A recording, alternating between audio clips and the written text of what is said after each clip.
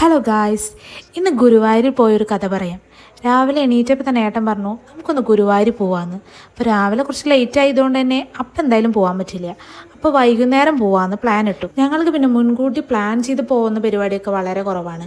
എന്താണോ അപ്പം തോന്നുന്നത് അത് അപ്പം അങ്ങോട്ട് ചെയ്യാം. അതിനിടയ്ക്ക് ഞങ്ങളുടെ JCB താരാദാസ് നല്ല തലയെടുപ്പോളം അവിടെ കിടക്കുന്നുണ്ട് കേട്ടോ.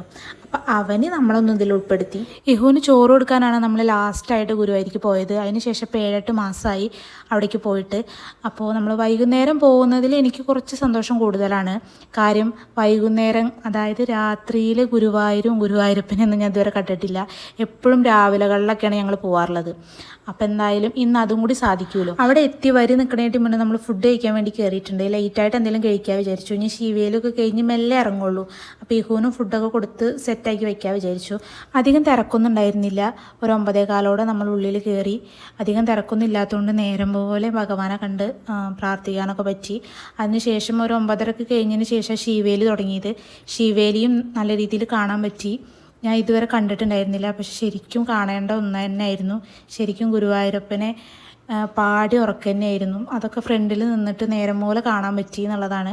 അങ്ങനെ അതൊക്കെ കണ്ട് ശരിക്കും മനസ്സ് നിറഞ്ഞിട്ടാണ് നമ്മൾ അതിൻ്റെ ഉള്ളിൽ നിന്ന് ഇറങ്ങിയത്. അതിന് ശേഷം കൃഷ്ണനാട്ടം ഉണ്ടായിരുന്നു, പക്ഷെ അത് നമ്മൾ കുറച്ച് നേരെ കാണാൻ നിന്നുള്ളൂ. ഇഹൊക്കെ ഉള്ളതുകൊണ്ട് പിന്നെ വിശക്കാനൊക്കെ തുടങ്ങിയിട്ടുണ്ടായിരുന്നു ഇഹുവിന്.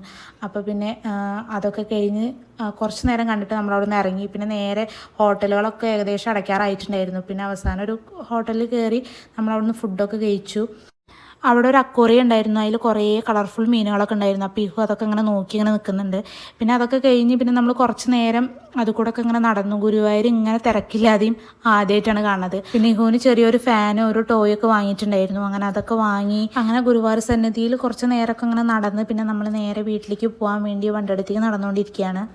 അങ്ങനെ ഗുരുവായൂർ കേശവൻ്റെ അവിടെ എത്തിയപ്പോൾ അവിടെ ഫുൾ കവർ ചെയ്ത് വെച്ചിരിക്കുകയായിരുന്നു. അവിടെ എന്തോ പണി നടക്കുക തോന്നുന്നു. അപ്പോൾ അവിടെയുള്ള ഭിത്തിയിൽ ഗുരുവായൂർ കേശവൻ്റെ ചരിത്രം ഫുൾ വരഞ്ഞു വെച്ചിരിക്കുന്നത് കണ്ടു. അപ്പോൾ എനിക്ക് അതും കൂടി ഇതിലൊന്ന് ഉൾപ്പെടുത്തണം തോന്നി, അതുകൊണ്ട് എടുത്തതാണ്. പെട്ടെന്ന് തീരുമാനിച്ച യാത്രയാണെങ്കിലും തിരിച്ചു പോകുമ്പോൾ ഒരുപാട് സന്തോഷവും സമാധാനമൊക്കെ ആയിട്ടാണ് പോകുന്നത്. നല്ല രീതിയിൽ തൊഴാനും അതുപോലെ ശിവേലൊക്കെ നല്ല രീതിയിൽ കാണാനൊക്കെ പറ്റി എന്നുള്ള സംതൃപ്തിയോടെയാണ് തിരിച്ചു പോകുന്നത്. അപ്പോൾ ഇന്നത്തെ വിശേഷം ഇത്രയേ ഉള്ളൂ.